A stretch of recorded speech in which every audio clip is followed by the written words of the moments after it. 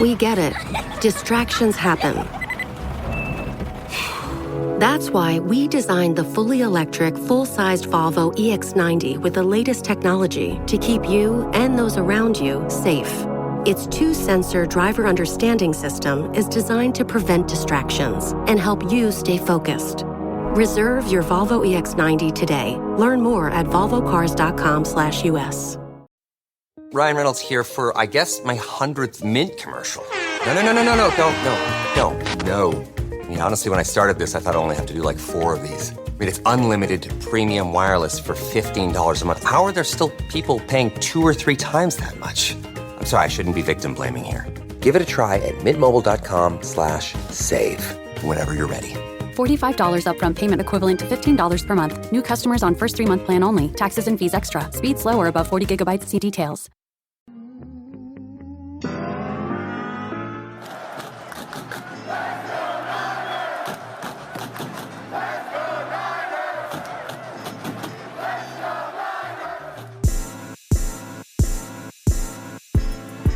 Welcome into 49ers Access. My name is Sterling Bennett, and today we are previewing Week 2 of the NFL season between the San Francisco 49ers and the Minnesota Vikings as the Red and Gold trying to do the one thing they have not been able to do since 1992. That is win on the road in Minnesota. If you're thinking back to yourself, they haven't won under Kyle Shanahan? Really? Well, dating back 2018 in Minnesota, Week 1, Jimmy Garoppolo, the amazing play to Dante Pettis, that was a loss. Last year, Monday Night Football, Brock Purdy gets concussed, Christian McCaffrey fumbles, no Deebo Samuel, no Trent Williams. They also lose that game, so it's not just a Kyle Shanahan thing, but in recent history, there have been inching closer and closer and closer to winning in Minnesota, hoping that this Sunday is the start of something new, if you will. Both teams are coming into Week 2 1-0. San Francisco obviously taking it to the New York Jets in prime time this past Monday, the Jordan Mason game, if you will. Last week, though, for the Minnesota Vikings was kind of the come-out party, if you will, for Sam Darnold. Many people thought that the Vikings quarterback room was the worst in football. They had J.J. McCarthy, a first-round pick this year. Sam Darnold, what was to be expected of either one of those players?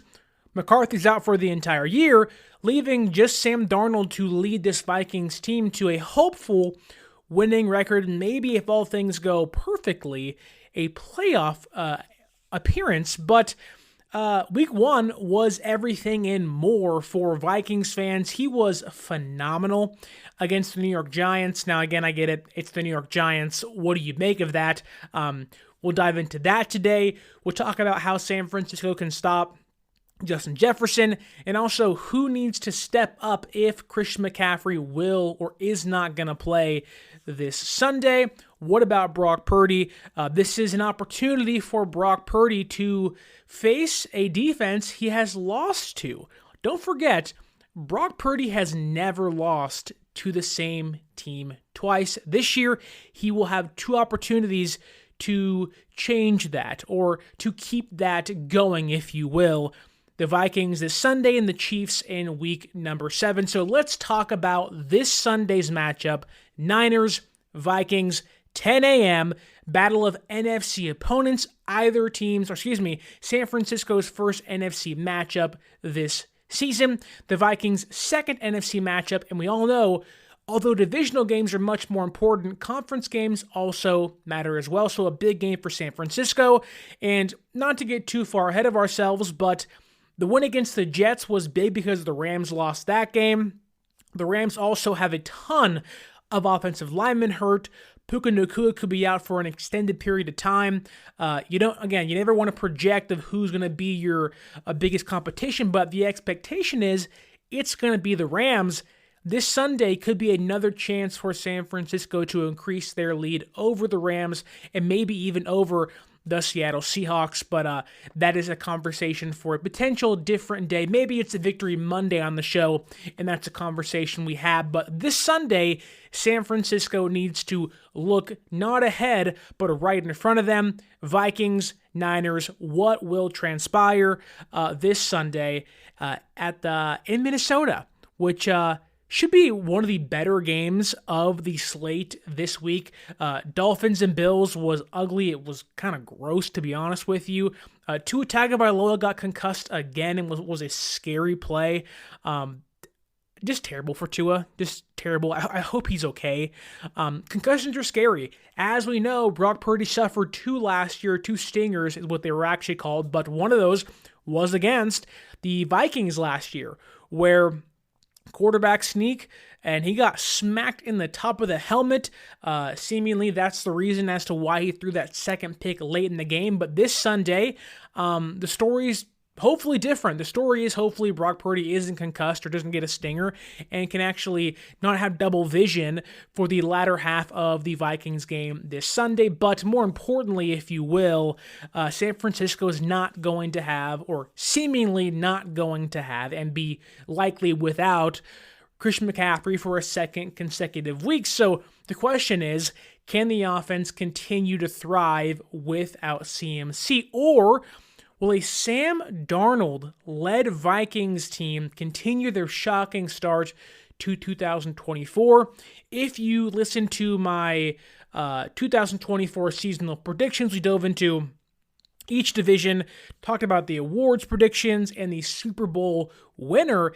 In that award prediction, or in that seasonal prediction, I mentioned that I didn't have much faith in the Minnesota Vikings, and I guess you can say thankfully this Sunday, albeit you never want anyone to be injured, they're not going to have one of their better offensive weapons on the field. Wide receiver Jordan Addison is not going to play in this game, so Niner fans don't have to worry about a blown coverage on a zero blitz or a Mooney Ward interception go right through his hand on a zero blitz before halftime, in which last year it certainly was a point of contention. It certainly was one of the reasons as to why the Fire Steve Wilks train was chugging along very, very strongly. That's hopefully not going to be the case this Sunday against the Vikings.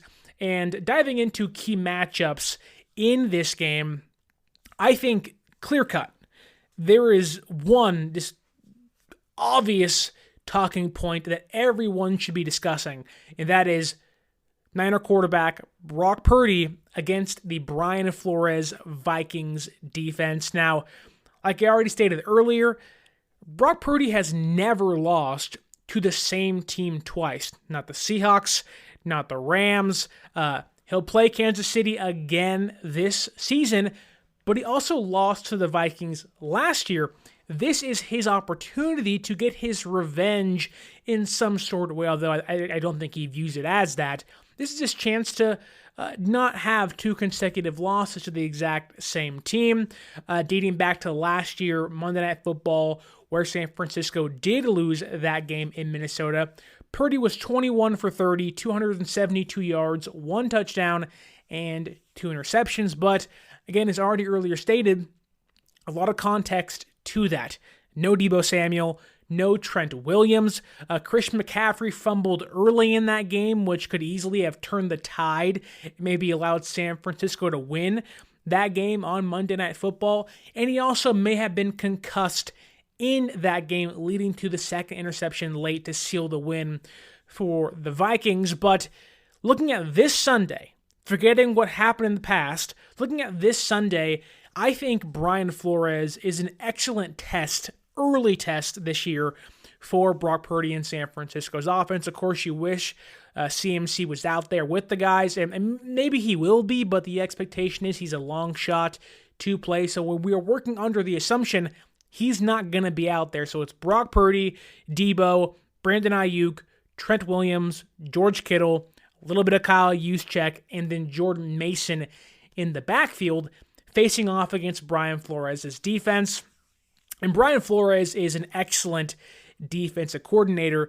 You know, what he lacked as a head coach, he certainly makes up for in what he can do as a defensive coach. He, I think, is arguably one of the most underrated defensive minds in football. very Belichickian style, but he's excellent at masking blitzes. There are times where he'll put 8, 9 guys in the box and make you think, hey, I'm coming with everybody at you. Then he'll drop 8 guys in coverage, and you're like, whoa, how did that happen? I never thought I'd see that in my entire life. With that said, Brock Purdy cannot panic. And that is one beautiful thing about Brock Purdy, is that his pocket presence is stellar. His ability to evade contact and pressure is, one of the better components of his game, and really, I think, is underrated, or one of the more underrated aspects of his game. But Purdy can't panic. I think what Flores does so well is he makes quarterbacks think, okay, blitz, here comes the blitz. I have to get rid of the ball early, and it makes them feel like that they have little time to throw, when in reality, he's not blitzing at all, and it makes quarterbacks make mistakes, throw interceptions they weren't supposed to, and it leads them to, again, giving the ball away when they actually had time to drop back 5-7 steps and make their throws go through their reads. So Brock Purdy can simply not panic this Sunday when Brian Flores likely brings the house, or at least masks bringing the house to him, which, if I was to be honest, which I think I should be, Brock Purdy, I think, is one of the more well-equipped quarterbacks to not panic. I think, the word panic really isn't in Brock Purdy's dictionary.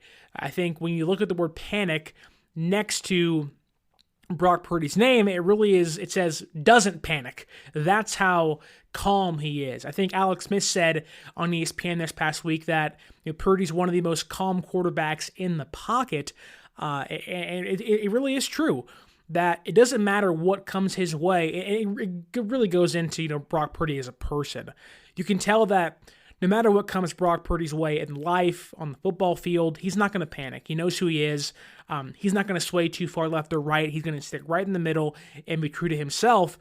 I think Brock Purdy is one of the more well-equipped quarterbacks to face a Brian Flores defense, but Brian Flores is really smart. Flores will throw trick after trick after trick at Brock Purdy and any quarterback. Daniel Jones last week could not handle a Brian Flores defense, multiple interceptions. Even last year for Brock Purdy, he had never seen Brian Flores' defense before, and although there wasn't panic, there was some poor mistakes. There was some issues here or there for Brock Purdy. So ultimately, you point to it and you say, how do we get better? How do we do this better? And, you have to look back and point to that game last year and say, how can we learn from this? And I think Brock Purdy is so smart in the way he can learn. Like, my expectation this year for Brock Purdy is for him to inevitably beat the Chiefs, to see what happened last year in the Super Bowl and grow and learn and say, how can I combat this the next time we come face-to-face with that opponent? The same thing goes for this game against the Vikings, which is a much worse defense. I think that, in this game, while you would love Christian McCaffrey to be out there, you would love, for all these tricks Flores throws at you, Kyle Shanahan truly needs to have a consistent check down option, which usually would be Christian McCaffrey. I think having Kyle Juszczyk or George Kittle, my mind would go to more Deebo Samuel because he's so good at getting the ball and being a playmaker after the catch, even if he's getting the ball, 2 or 3 yards behind the line of scrimmage. I think Kyle Shanahan needs to give Brock Purdy that kind of quick out option if plays aren't there once Flores inevitably blitzes. But I think Purdy, having seen this defense before, is going to show us that I've learned, I've grown, and I've taken what didn't work last year. I've taken what, the mistakes I may have made against the Vikings last year, and I'm going to make sure it doesn't happen again this Sunday. But I do think that for Kyle Shanahan's sake, to aid his quarterback, it would be smart to give him that consistent check down option. Again, my mind would be Deebo Samuel. There's nothing wrong with early in this game utilizing the Deebo Samuel end arounds, the screens, the wide back stuff, get him the ball early, similar to how he was with Jimmy Garoppolo. Now, again, Brock Purdy's not Jimmy Garoppolo, but I think there is some valuable things you can take from the Jimmy Garoppolo era and how they utilized Deebo Samuel with Brock Purdy against a defensive mind like Brian Flores that is going to want to blitz and bring the house and make Brock Purdy or force Brock Purdy to make mistakes and see if he can get rattled early. Because last year, well, it wasn't too much panic. It was just more so you can tell Brock Purdy hadn't seen something like the Flores defense before. But thankfully, last year's defense is not as good as this year's defense in Minnesota. I firmly believe that Brock Purdy and San Francisco's passing offense should be able to really brutalize the Vikings secondary. If I asked you who was in Minnesota's secondary, I guarantee you could not name one person. Would it shock you that Stephon Gilmore is in Minnesota? Now, obviously, the Vikings did lose Kyrie Jackson to a tragic accident this offseason, which just sucks. It's terrible. And I hope his family can find some solace in that some way, somehow. And our thoughts and prayers definitely go out to him and his family. But the Vikings defense, because of tragedies like that and a lot of injuries along the way, have seen their secondary group kind of be shredded, if you will, where they don't have anybody back there. Now, to be fair, Brian Flores knows how to put his guys in positions to succeed and will utilize the blitz to aid his subpar secondary and give them better looks and make quarterbacks have to make poor throws and fit things into tighter windows once the blitz comes when he rushes 7 or 8 guys at them at a time. But I really do think that the Giants and Niners offenses really shouldn't be in the same conversation. But for this sake, it should be that they are so much in different conversations that this is not going to be the Vikings defense you saw against the G-Men in week 1. This, to me, is an opportunity for San Francisco to have a little fun. If Brandon Ayuk is closer to full speed, you have George Kittle, you have Juwan Jennings, who was just tremendous against the Jets in week 1, and of course you have Deebo Samuel. Maybe you see some Chris Conley in this game. Maybe I think there is an opportunity, although slim, that we could see a Jacob Cowing deep ball in this one. I think it would behoove Kyle Shanahan to test this Viking secondary. To put it bluntly, minus week 1, it just doesn't have the bodies and doesn't really have the skill to keep up with a Niners offense that possesses so many stars at every single position. It's almost like Kyle Shanahan usually wants to force the opposing defenses to stop the run. We get it. Distractions happen. That's why we designed the fully electric, full-sized Volvo EX90 with the latest technology to keep you and those around you safe. Its 2-sensor driver understanding system is designed to prevent distractions and help you stay focused. Reserve your Volvo EX90 today. Learn more at volvocars.com/US.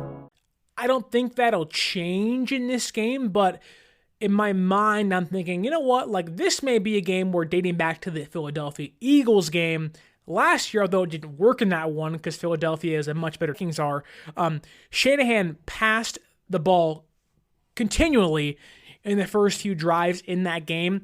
I almost want to see Kyle go back to that a little bit early in Minnesota. Just test them. It's like, look, we know you want to stack the box. We know you want to bring blitzes. If you're going to blitz, we're going to test you deep. And you have the weapons to do so. You have the bodies to do so. You have the speed now to take deep shots downfield like Brandon Ayuk, like Cowing. And if you get lucky, maybe it's George Kittle. I mean, the Vikings linebackers, although it's Blake Cashman and Van Ginkel, like, they're not great. Jordan Hicks has gone more of a coverage linebacker. And again, that secondary really does not possess the tools, the skills to keep up with the offense that San Francisco possesses. So take deep shots early, get aggressive, make them stop you. Then you can always revert back to the running game and hope things work out there with end arounds and play action and bootlegs. There are so many ways Kyle Shanahan can almost offset what Brian Flores wants to do with Brock Purdy. Brian Flores also is a defensive mind that likes to play 3 safety sets. He's someone that wants to take away the middle of the field, very similar as to how the Ravens do or try to do on most days. The Vikings, again, are not likely going to be able to do that, as the Ravens have consistently done the past decade and a half, it feels like, but they'll certainly try. I just don't think that, again, with the weapons Kyle Shanahan has, like, had Jimmy Garoppolo been the quarterback of this Niners team, or if he was the quarterback of this Niners team, or name any game manager that likes to focus on the middle of the field, which Kyle still likes to do a lot, but now he has a quarterback that can throw outside the numbers towards the sidelines. There's a real opportunity here for Kyle Shanahan to get creative and gash this Vikings secondary to a point where everybody that talked about Brock Purdy's stat line in week 1 and being underwhelmed by it will say, "Oh, did you see Brock Purdy against the Vikings on Sunday? Oh my goodness, that was an MVP-like performance." I do want to give Brian Flores credit. There is a realm of possibility where the blitzes do get to Purdy, which is why I think that having those checkdowns will be so valuable for him, whether it's Juszczyk or Kittle or Debo, even Mason or Grendo, no matter who it is. It's always important to have that option out there for him because Flores will blitz, but I do think that if you blitz, you're only giving Kyle Shanahan more foresight to inevitably take a shot downfield, which should, in this case, hurt the Vikings very, very badly. Hence why I'm leaning towards Brock Purdy having a really good day. It may not be as efficient, but it may be, deep shots downfield. It might be more so of how we kind of saw him against the Steelers in week number 1 last year, where it was good. It was honestly great, if we're being honest, but it wasn't perfect. There was some blunders here or there, but Brock was really good in that game. Scored a handful of touchdowns. We saw Brandon Ayuk reestablish himself. I'm going to go on a limb here and say Brandon Ayuk gets into the end zone this Sunday. I think that Jets game rubbed him the wrong way, as it should have. And I think that dropping that touchdown in the end zone on the diving catch in the back of the goal line, that's going to bother him. That's going to live with him until he gets in the end zone for the first time. And how do you erase a long off season of despair and dread of, will they keep me? Will they trade me? Then you play pretty poorly in your first game. How do you erase that? Go score a touchdown early in this game. I wouldn't be shocked if we see Kyle try to get Debo Samuel going early, but I also would not be shocked to see Kyle say, you know what, kind of like in 2021 when we got Trey Lance that first touchdown of the season, let's get Brandon Ayuk that first touchdown of this game to kind of reinstill that confidence in him and get him settled in, because if you do that, it only opens up so much more for your offense, especially in this game when if you can get BA's confidence back, he is going to be a nightmare for that Viking secondary. I also think in this game that, like any game, you want to control the trenches, obviously, but I think that in this one specifically, San Francisco really can control the trenches on both sides of the football. Would it shock you that San Francisco's offensive line ranked 13th in football last week in pass protection? Yeah.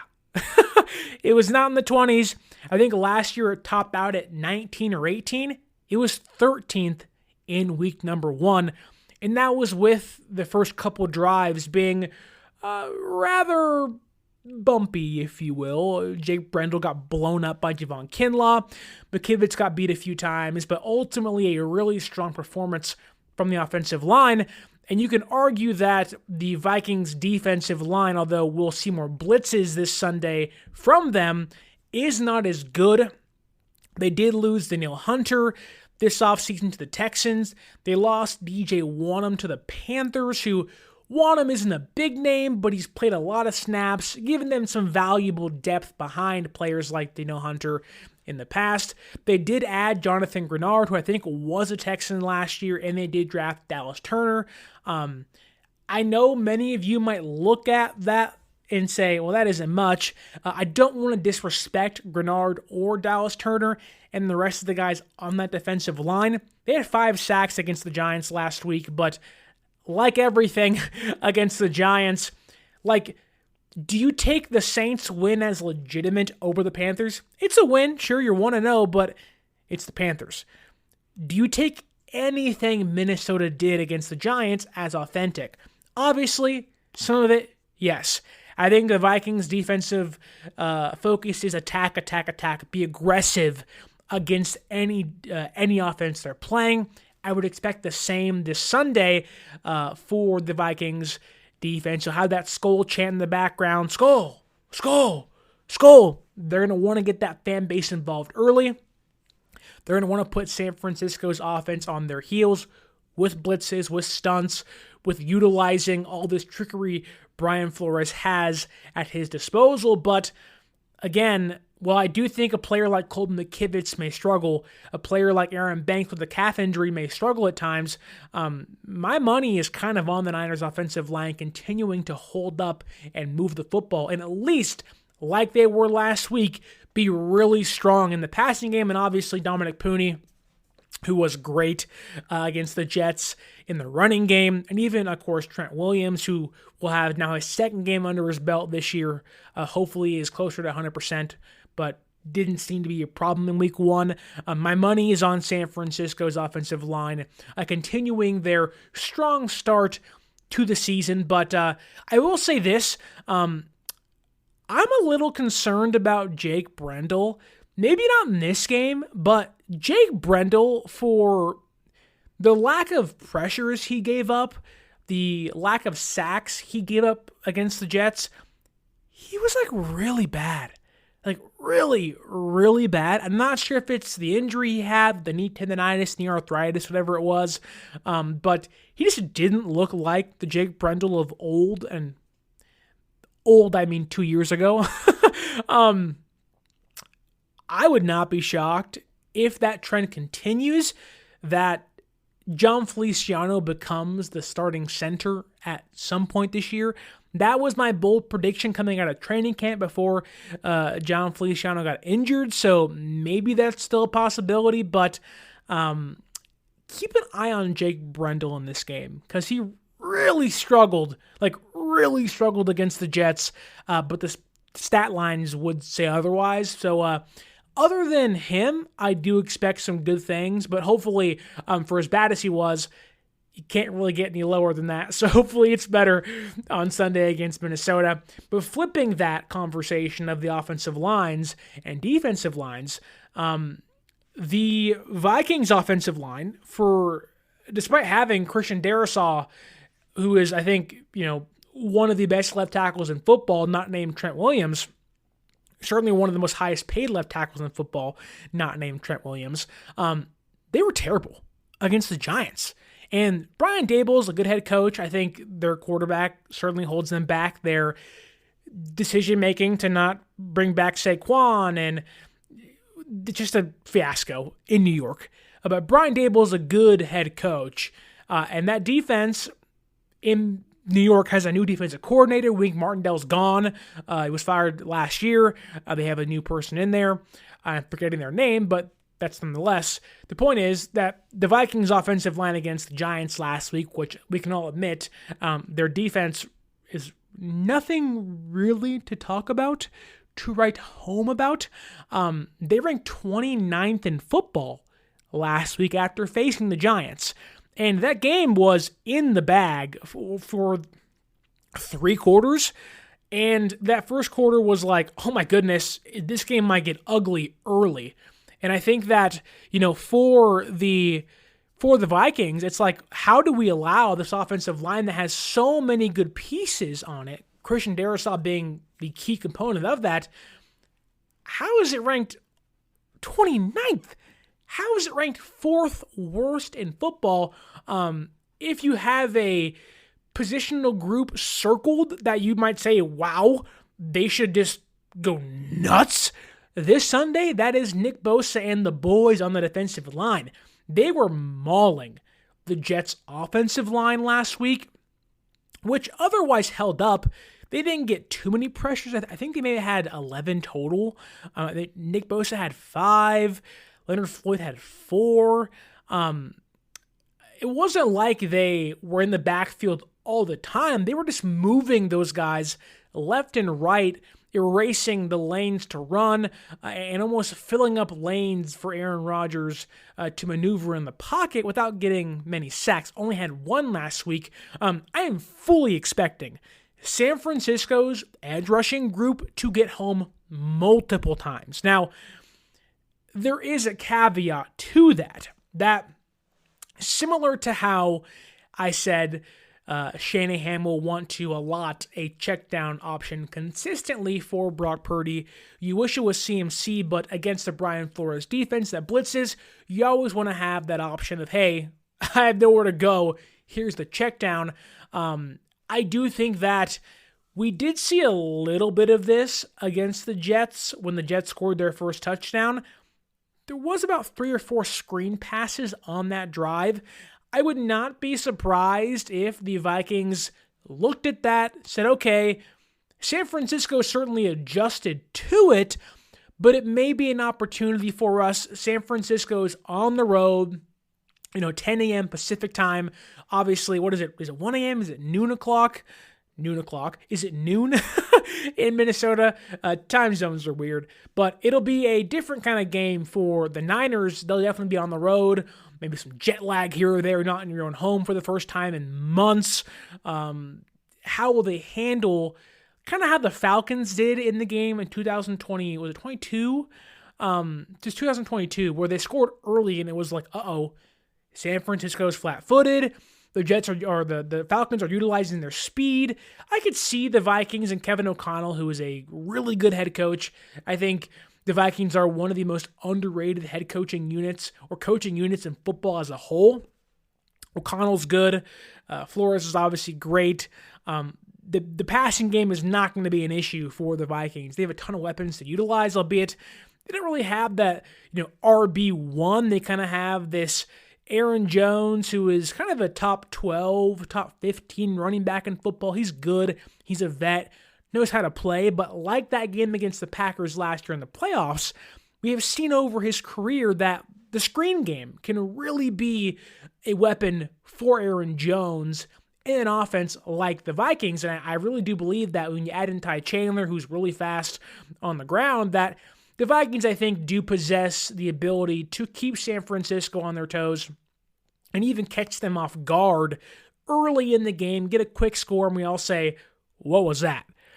Inevitably, I do think San Francisco would then adjust, but I do think that with no Dre Greenlaw being out there, the expectation is that with D. Winters back at practice today, that he will likely start on Sunday, but there is no confirmation within that assumption. I would assume DFF will start.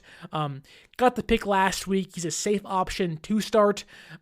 So I think they'll work back D. Winters slowly but surely. But if he does play, that should help San Francisco against the screen game. But if DFF does play, I would fully expect the Vikings to utilize their screen game more often, at least early in the game. San Francisco should also get Yetur Gross-Matos back.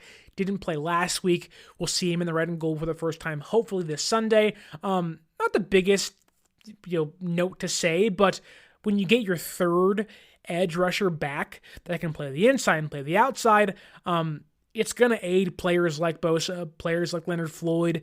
It'll certainly keep players like Robert Beal Jr. off the field, who was not very good against the Jets last week. So we should see an improvement of depth against or on the defensive line this week. And of course, if Malik Collins plays the way he did against the Jets, the Vikings aren't going to get to run the football at all. I mean, him and Hargrave were just monsters in the middle. the way they were able, again, to move the Jets' interior offensive line, there's a rep of Malik Collins going up against Elijah Vera Tucker, who was a first-round pick of New York's in 2021. Been injured off and on here or there, but relatively a solid offensive lineman. Malik Collins was by him in a second, essentially made him look like a tissue. How thin it was and how fast he got him out of the way. Malik Collins made a first-round pick a handful of years ago look like he was a paperweight. Malik Collins is a dog. I think that if that's the Malik Collins we're going to get week in, week out, and you're going to put that next to Javon Hargrave and Jordan Elliott, the league's in trouble. Malik Collins was nasty. There aren't many players that get that nasty label next to their name. Malik Collins, through 1 week, is certainly, to me, headed in that direction. He is nasty on that defensive line. And if you didn't watch much of him last week, please, on Sunday, keep your eyes on Malik Collins on the interior defensive line. I don't think it'll be a solid game for Aaron Jones or Ty Chandler on the ground. And also, further into that, Kevin O'Connell, for as good as he is in coordinating the pass game and getting, in previous years, Kirk Cousins, open receivers, and the scheme, like, O'Connell's a good head coach and a good pass game coordinator, but really has struggled to scheme up the running game very well. So this game does feel like it'll be a lot of on Sam Darnold. It'll be a lot of, hey, Justin Jefferson, save me. Keep in mind, the Vikings aren't going to have TJ Hawkinson, so they're not going to have Addison. They're not going to have Hawkinson. There really is an opportunity for San Francisco to walk into this game and look, we want to come in and dominate. I really want to credit San Francisco against the Jets last week. It was all business. You can tell that while, again, the first couple drives weren't great, that defense was ready to go from snap number one. The offense, I think, will pick things up in this game, but that defense has always been a tone setter for a Kyle Shanahan team that sometimes it takes Kyle to find a rhythm in a game and kind of feel out the opposing defense. I have all confidence in the world that this Niners defense is going to be able to stuff and stymie and limit and just keep in check a Sam Darnold-led offense that, again, in 1 week of examples or sample size, was 29th in pass protection. If you can't block for your quarterback, you can't protect him. Nick Bosa is licking his chops, and I guarantee you, and this is one thing I have to talk about with this game, is that while these two teams played each other last year, there was no Jay Jettas for the Vikings, that being Justin Jefferson. Obviously a big improvement for them, but, a lot's going to be made of Sam Darnold. A revenge game, was in San Francisco last year, was a backup. Now he's going to start and prove the world wrong. And that can certainly happen. San Francisco's played down to their fair share of opponents before, even dating back to 2019, the Falcons being one last year, the Browns, the Vikings, if you will, and even 2022, the Falcons. So it's not as if they haven't played down before on the road, 10 a.m. games. It's happened plenty of times, but I do think that Sam Darnold is more like a Geno Smith than he is a Brock Purdy. Sam Darnold being a first-round pick, I get it. The Jets were terrible around him. The Panthers were up and down. Had some good times there. Arguably his best stretch of his career was with Carolina. And I think that, had he not gotten hurt, it certainly would have been a better outcome for him in Carolina. Maybe David Tepper isn't, fighting fans in box suites if Sam Darnold's there, or even if they kept Christian McCaffrey. But besides the point, I like Sam Darnold. He's a nice guy. He's a good guy. He's a game manager that sometimes can give you a little more. Kind of sounds like Kirk Cousins. if I'm being honest with you.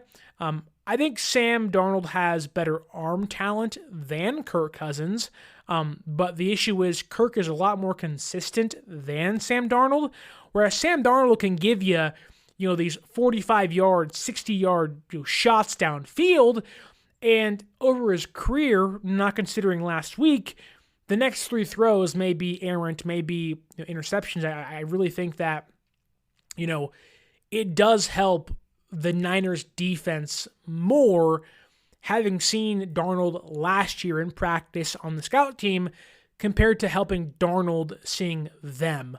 Being on scout team, despite what people believe, really doesn't help the quarterback that much.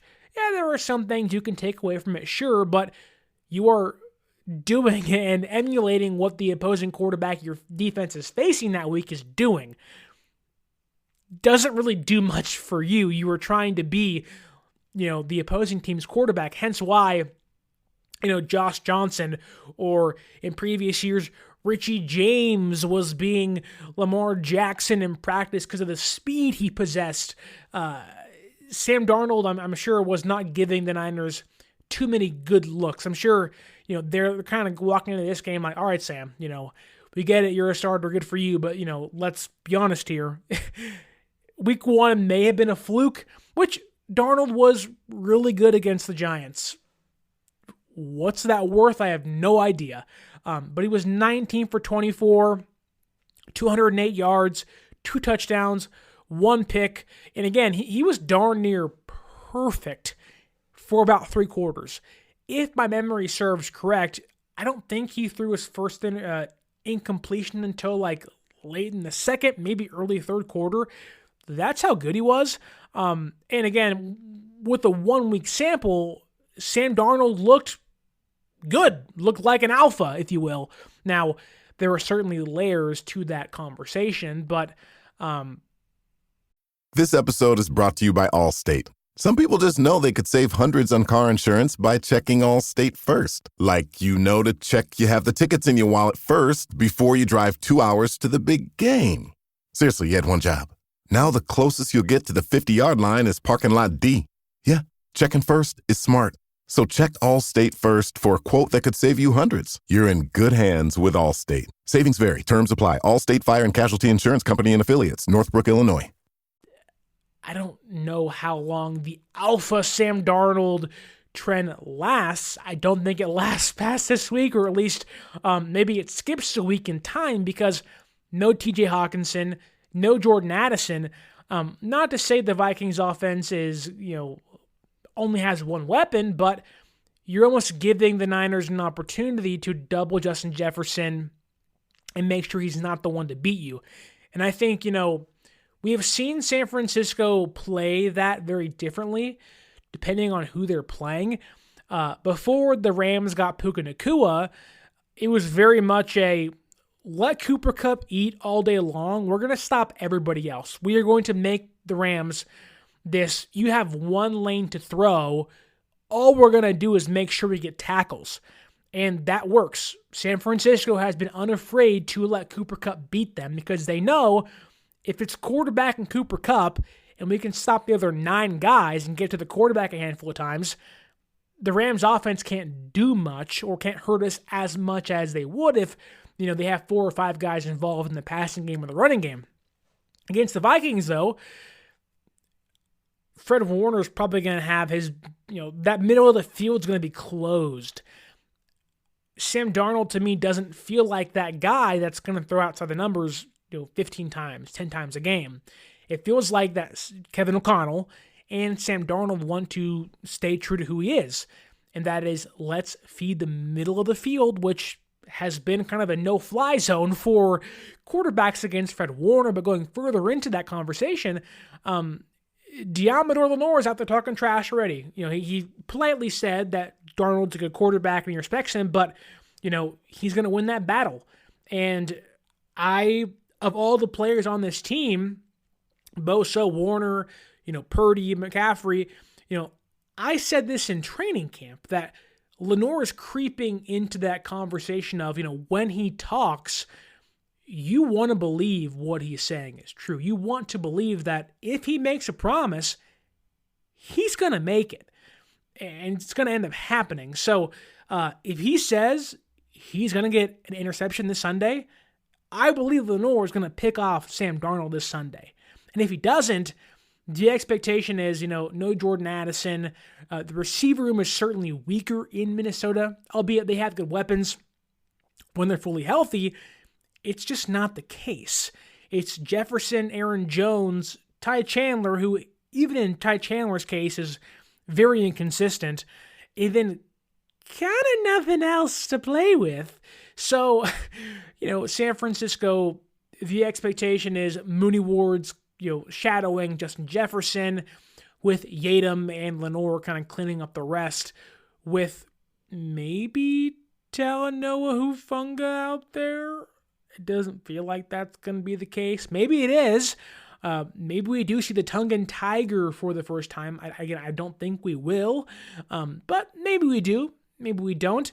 And even if we don't, it'll be Odom and it'll be Jair Brown out there again, who were really good against the Jets in getting tackles. And, the one bad play of that game was, again, that kind of Leonard Floyd's offsides. The entire defense is like, what do we do? Are you going to call the flag? And by that time, Aaron Rodgers is flinging that ball 45 yards downfield to a wide open receiver. So that play is excusable because everyone was like, wait, we're frozen. What's going on? So, I don't want to say I don't believe in Sam Darnold or I don't want to buy into the hype because I like Sam Darnold. I used to call him the Red Rifle Jr. in honor of Andy Dalton or Sammy D. But, I really just, I have a hard time believing that just because Kyle Shanahan coached you for a year, that your entire outlook of your career has changed. As much as I've loved Kyle Shanahan, usually, not all the time, but usually he doesn't have the Chris Kocurek effect where Chris Kocurek gets a, run-of-the-mill edge rusher, former first-round pick, second-round pick, they're a bust, brings them in, revitalizes their career, they get paid big money, and they become usually a consistent contributor for the next team they're playing, where when you see a player leave Kyle Shanahan's offense, usually they get worse. Maybe Sam Darnold is the outlier of that conversation, but I don't think it helps that Kyle Shanahan coached Sam Darnold. Kyle Shanahan is someone that has led defensive meetings before. He knows Sam Darnold's tells. He knows his weaknesses. And you don't think he's going to be in there helping Nick Sorensen? Of course he is. Like, Sam Darnold being in San Francisco last year certainly helped him as a player, fine. It also helps San Francisco in this game of like, we know who you are, Sam. Me and my brother, we don't like the X-Men Origins Wolverine movie, but there's a quote in that movie we always make fun of because of the accent utilized by Hugh Jackman where he goes, he's talking to Gambit, and he goes, I know who you are, Gambit. Kyle Shanahan knows who you are, Sam Darnold. Like, that's a dumb reference, but it's like, he knows who you are, man. Like, you can't hide from him. And I think the inevitable, the likely outcome is that Sam Darnold maybe doesn't come crashing down to earth, but, doesn't have the same success he did against the Giants as he will against San Francisco, which, yeah, San Francisco's defense is so much better than the Giants, who seemingly don't know what they're doing in the front office if you watched Hard Knocks, and at times seem like they just are like flying by the seat of their pants. But if there is one player, again, like I kind of already stated earlier, that could stop or could be a hindrance to San Francisco winning, that easily is Justin Jefferson. Justin Jefferson is the highest paid receiver in the NFL for a reason, a record-setting contract for a reason. He is phenomenal. Again, I do think that not having Addison and Hawkinson certainly decrease his odds of taking over a game, but it could also mean that, like Kyle Shanahan utilizes Deebo Samuel without CMC, of let's feed him more.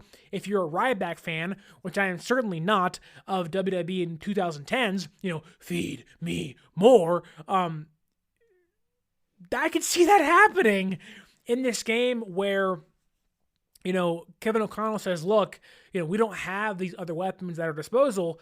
Let's just feed Jay Jettas and let's see what happens. Let's make them stop Jefferson.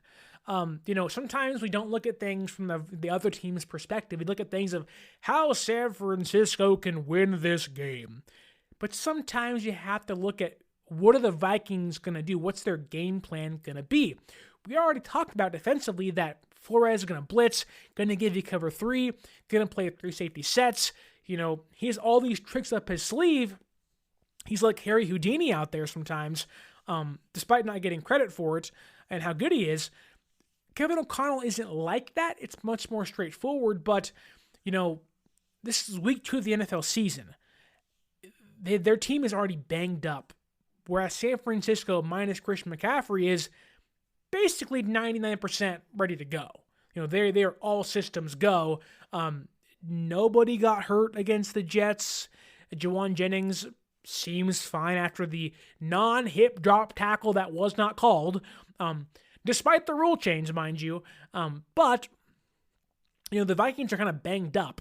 And sometimes when you're banged up and you're like, what are we going to do? A lot of those teams just go back to Old Faithful, go back to the player they're paying the most for, the player you expect to take over games. Sometimes it's easy to say, well, you got to stop Tyreek Hill. Well, you got to stop Jamar Chase. Well, you got to stop Josh Allen. It's like, well, yeah, of course. How do you do that, though? In this case, it's a lot easier to stop a receiver than a quarterback, I will say. Jamar Chase is utilized, although similar, very differently than Justin Jefferson. A lot more screen passes to Jamar Chase than Jefferson.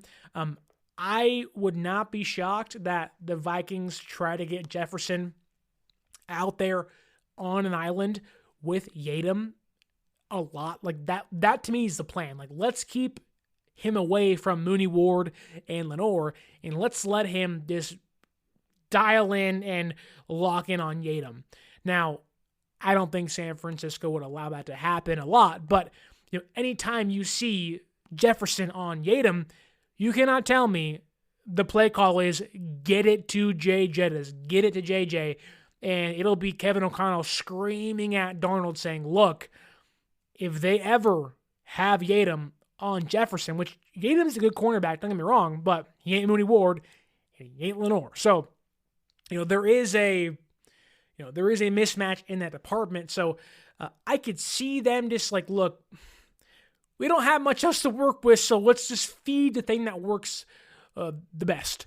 But again, I really do think San Francisco has a clear advantage in the majority of this game. Trenches lean San Francisco heavily, especially on defense against their offensive line that was terrible against the Giants.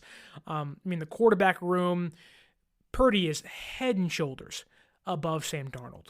There are plenty of people that would point to the Vikings quarterback room entering this year as the worst quarterback room in football, with potential to be good, but the worst quarterback room in the entire NFL. A game against the Giants does not change that. Now, maybe we're wrong. Maybe I'm not drinking the Kool-Aid like I should, but I will continue to not drink Kool-Aid that really doesn't look appeasing to the eye until it actually tastes good. So I'm not buying Sammy D as a, breakout star or this next, hot thing because of one game against the Giants. But I do think San Francisco should have this game in the bag. But that's why you play the games. I just really think San Francisco, after leaving that game Monday night, feeling that good, putting the entire offseason behind them, they just look laser focused of like, we're going to do whatever it takes to win a Super Bowl, which should be the case, but I have a hard time believing the Vikings of all teams, who who are fine, but again, hurt, and that secondary is not good on paper. I think we are going to see some fireworks in this game. This, to me, feels like maybe a 40 burger for San Francisco, or at least on paper, it feels like that. Maybe I'm wrong, though. Maybe we see a much more, 20-17, a 24-20 kind of game. Especially if Brian Flores can get to Brock Purdy early. That is, I think, one of the biggest X factors in this game. Purdy against Brian Flores. But my score prediction of this game is San Francisco 33, the Vikings 16. 33 for the Niners and 16 for the Minnesota Vikings. I think it might be close early, but I think San Francisco just pulls away as this game progresses, kind of like how it was against the Jets in week 1. It was like, it's just kind of close in the beginning, but ultimately it's like, okay, San Francisco is just so much better than Minnesota in almost every single facet. There's only one player on the Vikings that would likely start in San Francisco. Like, that sounds crazy, but it's true. Like, it really is true. Like, it's Jay Jettas, and that's kind of it. But again, football's football. That's why you play the game. And that's the reason why you come here, because you like talking about your San Francisco 49ers. And if you could kindly follow us on social media at 49ers_access is the X or the Twitter, whatever your name you prefer. If you would also follow us on Instagram, 49ers.access. And if you want to see your Niners play, by any chance, you're flying to Minneapolis, you're flying to Minnesota, and you want to buy late tickets to watch the Niners play the Vikings, go to SeatGeek.com. Find your ticket. Make sure it's a good one. If it's good, it's green. If it's red, it's bad. But get some green tickets on the website, SeatGeek.com. And when you go to checkout, use promo code 49ERSAccess, 49 ERSACCESS at SeatGeek.com to save yourself $20 off your first purchase. And if you're not going to the game and you just want to have the latest Niners news, podcast, YouTube videos, and articles at your disposal, all in the same place, because you don't want to have to Google 55 different websites, go to sportspider.com and you can find everything you need to and want to know about the San Francisco 49ers all in one place. Again, podcast, articles, news, YouTube videos, all in one place, just for you, organized by your favorite teams. And look, the football season is in full swing now. Week number 2 has already commenced. If you haven't joined my Locker Fantasy Football League down below, there's a link down below. Download the Locker Fantasy Football app in the App Store. Join the Fantasy Football League titled 49ers Access. It's a $15 entry fee, but the top 3 scores win, and the grand prize is an escalating jackpot of $450. If we can get 30 plus people, friends, family, relatives, does not matter, the acquaintance you met on the BART train to work this morning, get them to join the Fantasy Football League at Locker. The link is down below. If we can get 30 plus people, that jackpot starts to climb and climb and climb. And before you know it, we're talking $500, $600. And if we get enough people, maybe, just maybe, might inch ourselves towards one of those 1K prizes. But that's determined on what and how many people you can bring to that Locker Live Fantasy Football League. Again, the league name is 49ers Access. Click that link down below and download the Locker Live Fantasy Football app. Let's enjoy some football this season and maybe earn some money on the side. You can play with me, you can play against me, but let's have some fun in the next 17 weeks of the NFL season, because before you know it, it's going to be over. And the last thing you want to do is not win some money when it's just one click away. So join that link down below. Get the app and join the Locker Live Fantasy Football app. League again titled 49ers Access. And if you also kindly could, leave a like on the video, like, share, subscribe, hit that bell notification. If you're listening on the audio podcasting platforms, give us a 5-star review. Tell your friends, tell your family. Word of mouth is the biggest way podcasts grow. And also those 5-star reviews get us to climb up those charts. We want to be at the top. The only way to help is to kindly ask you to give us a 5-star review. I don't care what you put in the comments, but down below in the YouTube comments, if you could, tell us your score prediction for this game. Niners, Vikings. I have 33 going to San Francisco, 16 going to Minnesota. How do you see this game ending up? As always, enjoy Sunday's game. 10 a.m. start on CBS Sports, not Fox, CBS Sports. Don't want to forget that. 10 a.m., Niners, Vikings. Cannot wait to watch. Hope you enjoy week 2 of the NFL season. And as always, my name is Sterling Bennett, and stay faithful.